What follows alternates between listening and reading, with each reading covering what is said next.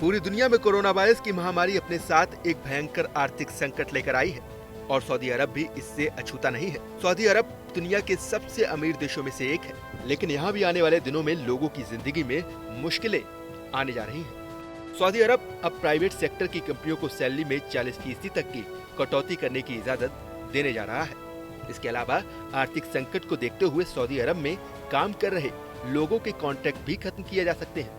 Saudi अरब में 26 लाख भारतीय रहते हैं और इस फैसले का उन पर भी बेहद बुरा असर पड़ेगा।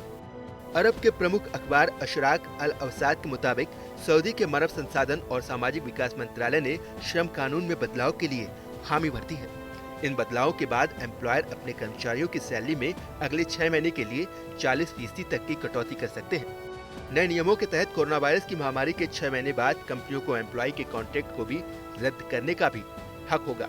हालांकि एम्प्लॉयर्स कॉन्ट्रैक्ट खत्म करने का फैसला जल्दबाजी में न उठाएं। इसके लिए उन्हें सरकारी सब्सिडी जैसे मजदूरों के वेतन भत्ते में मदद या सरकारी शुल्क से छूट मिलनी जारी रहेगी। कॉन्ट्रैक्ट खत्म करने के लिए 3 शर्तें भी रखी गई हैं। ये 3 शर्तें हैं: सैलरी में कटौती के फैसले को लागू किए हुए 6 महीने हो गए हों, एम्प्लॉय की सारी छुट्टियां खत्म हो गई हों और कंपनी ये साबित कर दे कि वो कोरोना वायरस महामारी की वजह से आर्थिक संकट का सामना कर रही है। अशराक अल अफसाद की रिपोर्ट के मुताबिक मंत्रिमंडल के इस फैसले पर सऊदी अरब की सरकार की मुहर लगना बाकी है। सरकार की मंजूरी के बाद इसे लागू कर दिया जाएगा। इससे पहले सऊदी अरब में भारतीय राजदूत आसिफ सैयद भी एक इंटरव्यू में कह चुके हैं कि खाड़ी देशों में काम कर रहे भारतीयों की नौकरियां जा सकती हैं और इससे भारत को रेमिटेंस का भी भारी नुकसान होगा। भारत दुनिया के उन देशों में शुमार है जहां विदेशों में रह रहे नागरिक सबसे ज्यादा पैसा घर भेजते हैं। भारतीयों ने पिछले साल रिकॉर्ड 83 अरब डॉलर की धनराशि देश भेजी थी। इस कमाई का बड़ा हिस्सा खाड़ी के देशों में काम कर रहे भारतीयों से ही आता है। हालांकि अब सऊदी अरब में भारतीय कामगारों की नौकरियों पर खतरा मंडरा रहा है और बेरोजगार होने पर उनके पास देश वापस आने के अलावा कोई विकल्प नहीं बचेगा। भारत सरकार लोगों को लाने के लिए शिप और फ्लाइट भी भेज रही है। कोरोना संकट की वजह से सऊदी की इकोनॉमी को भी बड़ी चोट पहुंची है।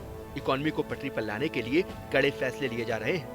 सऊदी की इकोनॉमी तेल पर निर्भर करती है और इस वक्त कच्चे तेल की डिमांड कम है और दाम तो जमीन पर आ गए हैं। आज कच्चे तेल को दुनिया में कोई नहीं पूछ रहा। कच्चे तेल में गिरावट से सऊदी को भी भारी नुकसान हुआ है। सऊदी अरब के विदेशी मुद्रा भंडार मार्च महीने में पिछले 20 सालों की सबसे तेजी से गिरावट आई। सऊदी अरब विदेशी मुद्रा भंडार को संतुलित रखने के लिए इस साल 26 अरब डॉलर का कर्ज लेने पर भी विचार कर रही है।